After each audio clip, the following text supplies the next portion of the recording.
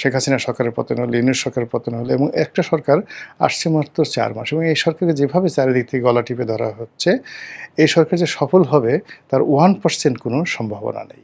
একটা বিরাট শ্রেণীর মানুষ মনে করছে যে কোরআনের মধ্যেই সকল সমাধান। কালেমা সমস্ত শক্তির উৎস। কালেমা পড়ে যদি কেউ বুকে ফু দেয়, আলহামদুলিল্লাহ সূরা পড়ে সকাল বিকাল যদি বুকের মধ্যে ফু মারে তাহলে জীবনের সব সমস্যার সমাধান হয়ে যায়। এই যে একটা সাইকোলজিক্যাল যে বিবর্তন ঘটেছে তা ইনুস জমানাতে মানে ফুলে ফলে শোভিত হয়ে সারা বাংলাদেশ সয়লাভ হয়ে গেছে। আর এখন যেভাবে কালেমার পতাকা সারা বাংলাদেশে পথ করে উঠছে, যদি পজিটিভ অর্থে ধরি তাহলে ওটারই প্রতিফলন। আর যদি নেগেটিভ অর্থে ধরি তাহলে এই কাজ যে আওয়ামী লীগের লোকজন করছে না, এই কাজে রয়ের লোকজন করছে না, এই কাজের সঙ্গে যদি আমেরিকার লোকজন যে জড়িত না, এই কথাও তো বলা যাচ্ছে না। ওই যে বললাম যে একটা দেশে যখন সরকার পরিবর্তন, রাষ্ট্রের ক্ষমতায় নিজেদের তাবেদার লোক বসানো, এক গ্রুপ যাবে আর এক গ্রুপ বসবে, এই জন্য সবসময় সমাজটাকে অস্থির রাখার জন্য এই ধরনের ধর্মীয় আবেগ, অনুভূতি, বিশ্বাস, গোত্রের মানে যাকে বলা হয় গোত্রের যে প্রীতি, মানে কমিউনিটি ফিলিংস, তারপরে শেষে আঞ্চলিকতা, এই জিনিসগুলোকে উস্কে দেওয়া হয়।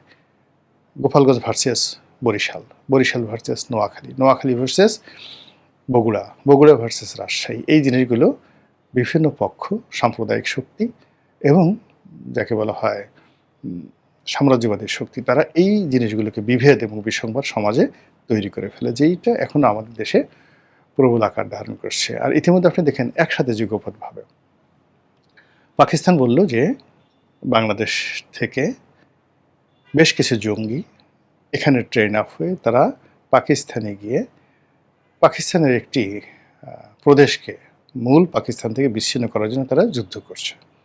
ইউনূস জমানাতে এসে পাকিস্তানের পররাষ্ট্রমন্ত্রী এসে সরাসরি অভিযোগ করে গেলেন।